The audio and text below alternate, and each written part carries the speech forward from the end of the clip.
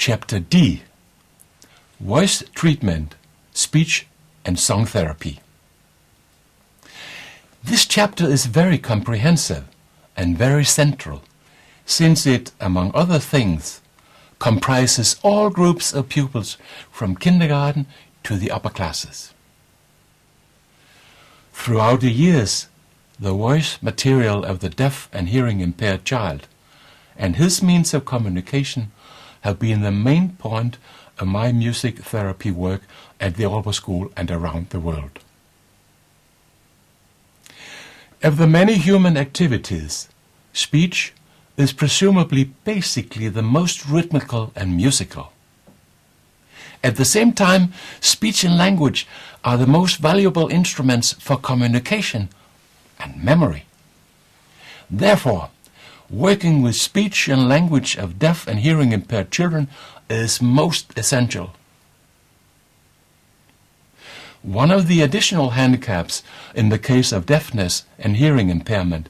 is that the control of the voice is completely or partially lost, often resulting in monotonous or forced, strained and squeaking voices. To a high extent, this hampers these pupils in their communication with a normal hearing. Music and language offer so many points of resemblance that the basic elements of music can be employed as a means of teaching the hearing impaired and pupils with further limitations to break the verbal monotony, to speak rhythmically and melodically, thus developing and improving communication with a normal hearing. The crux of the music therapy program at the Aalborg School is therefore the voice treatment, the speech training and the language stimulation through music, the musical speech therapy, which is started when the children are 2-3 years old and which is then integrated in the daily teaching of articulation and speech by cooperation between parents, advisors, teachers, speech therapists and the music therapist. By this form of therapy we try to improve the voice levels and the voice qualities of the pupils, at the same time as systematically teaching the accentuation in intensity, duration, pitch and intonation by utilizing the pupil's residual hearing through hearing aids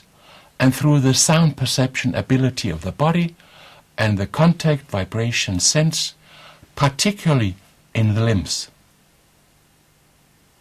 In musical speech therapy, a great number of special musical instruments are used, such as sonar tone bars,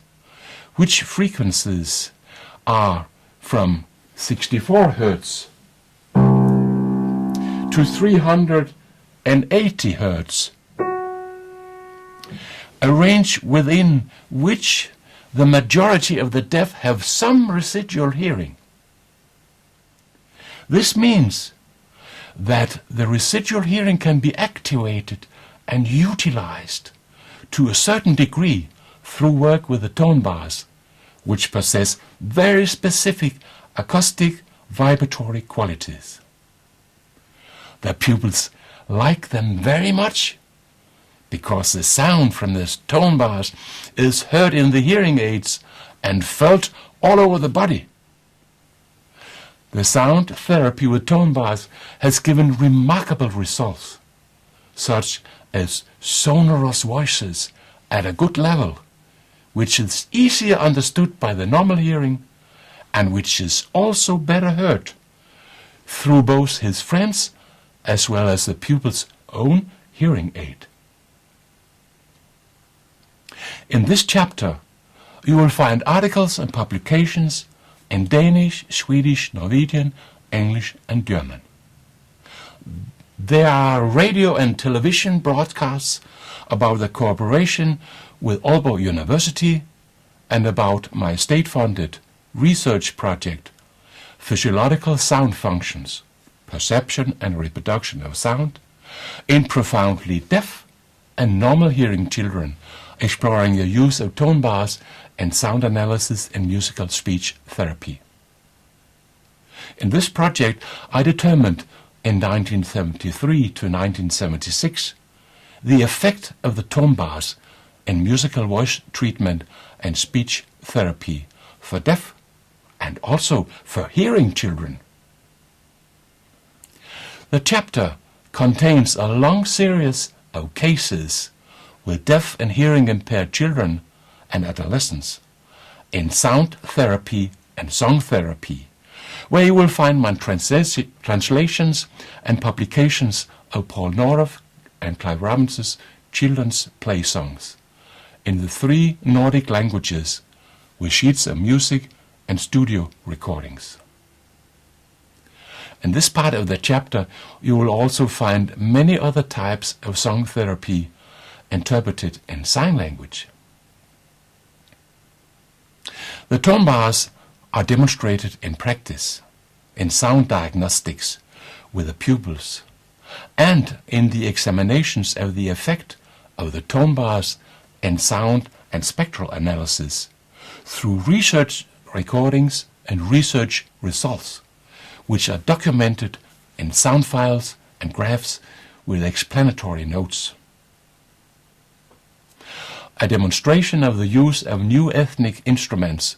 from slagwork percussion and the spectral converter in musical voice treatment and speech therapy concludes the chapter. In all this, we must not forget that the sign language is the mother tongue of the deaf child. And even if my work has leaned very much to the oral element, when both of my hands were often on the piano keys or holding another musical instrument,